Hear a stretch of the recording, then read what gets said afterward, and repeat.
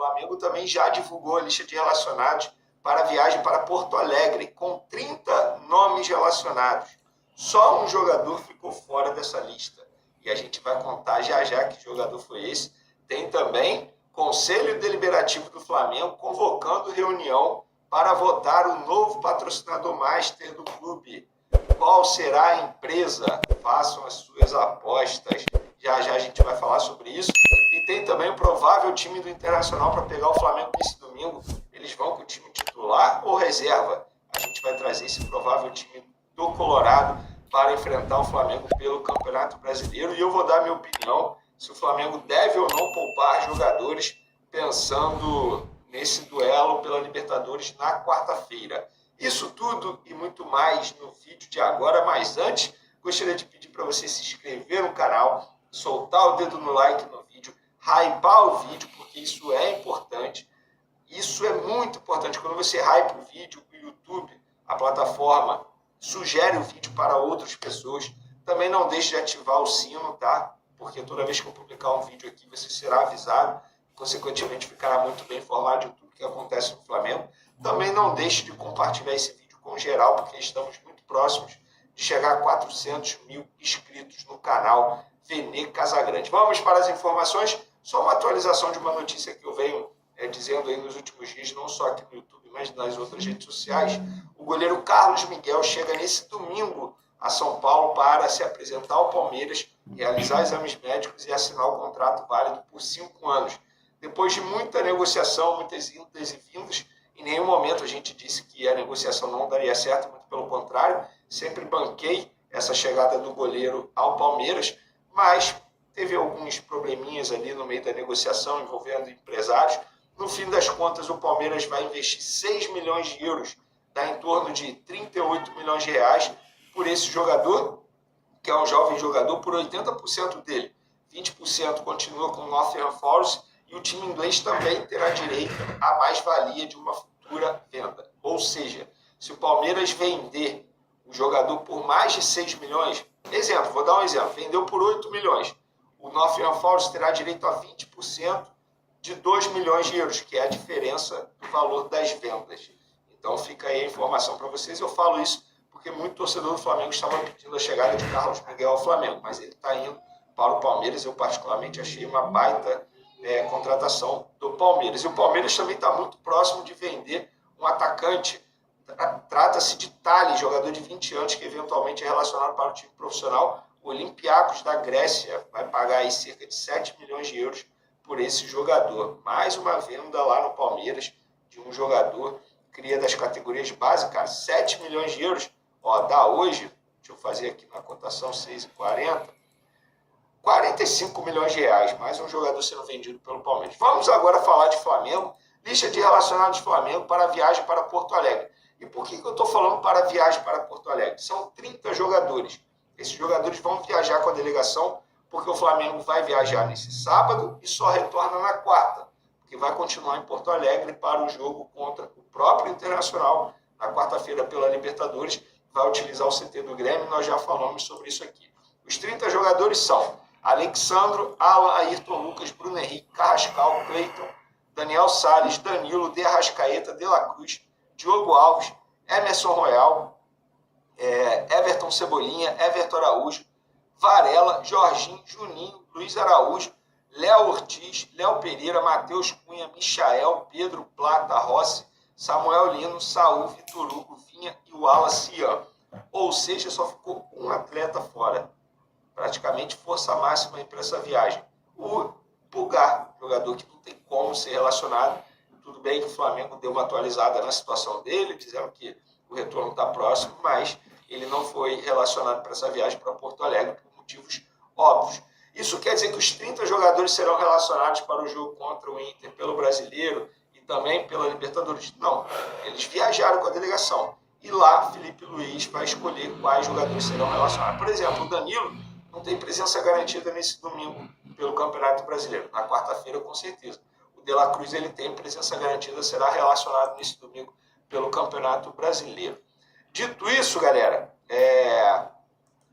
vamos para uma curiosidade aqui. Ó. O Flamengo não repetiu o time titular após a Copa do Mundo de Clubes. Após o Mundial, o rubro-negro disputou 10 jogos, todos com escalações diferentes. Ao todo, o técnico Felipe Luiz utilizou 28 jogadores. Os únicos 2 jogadores que atuaram em todos os 10 jogos foram o goleiro Rossi e o zagueiro Léo Ortiz. Foi um levantamento feito aí pelo GE. Curioso, né, cara? Cara, o Léo Ortiz vem jogando muito, uma quantidade e também qualidade. E o goleiro Rossi é o titular absoluto, mas, repito, o Flamengo deveria contratar goleiros já nessa janela de transferência. É muito arriscado você contar só com o Rossi. Eu não conto com o Matheus Cunha. Já não achava ele goleiro à altura para assumir uma titularidade, tendo em vista as falhas que ele comete, bobeiras. Por exemplo, a eliminação do Flamengo para o Olímpia naquela Libertadores, para mim, põe na conta dele, porque ele falhou bastante. Ainda mais agora com pré-contrato assinado com o Cruzeiro, pensando no Cruzeiro. Eu acho arriscado, mas é a minha opinião. O provável internacional nesse domingo para pegar o Flamengo, segundo a imprensa gaúcha, tem Rocher, Alain Benítez, Vitão, Vitor Gabriel e Bernabé. Richard, Bruno Henrique, Oscar Romero, Gustavo Prado e Vitinho.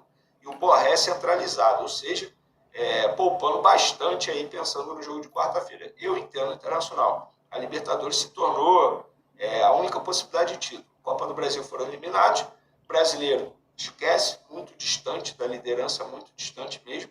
E a Libertadores se torna aí a única possibilidade de título para esse time, que custa caro. Eu vou dizer, eles, mesmo devendo, continuam contratando e investindo alto. Então, vamos ver como que será esse Flamengo Internacional. A minha opinião sobre o Flamengo. Líder não poupa. Vamos pegar o caso do Tite, quando ele estava comandando o Flamengo, poupou contra o São Paulo, na ocasião o Flamengo era o líder e deu no que deu. Está na liderança, não tem que poupar. O Flamengo vai enfrentar o Internacional nesse domingo, depois na quarta, depois só volta a campo na outra segunda. Terá tempo suficiente para descansar. A Arrascaeta já não jogou no último jogo. Bota nos 2 jogos. Nos 2 jogos, nesse domingo e na quarta-feira. O Pedro foi banco no último jogo. Bota o Pedro para jogar. Gira a lateral esquerda. Alexandre jogou, bota o Vinha ou Ayrton.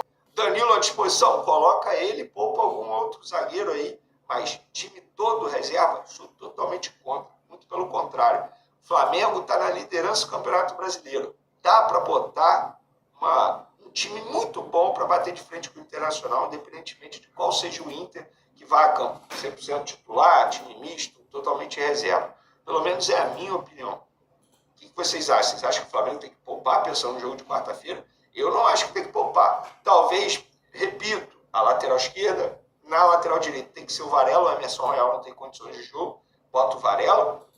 Na zaga, Danilo à disposição, você poupa o Léo Ortiz, por exemplo, que vem numa sequência de 10 jogos aí, como a gente acabou de mencionar. Agora, poupar o time inteiro, igual o Palmeiras fez recentemente aí no Campeonato Brasileiro, pensando no duelo pela Copa do Brasil com o Corinthians na ocasião, eu sou contra. Inclusive, sou a favor. Boto o Arrascaeta nos 2 jogos.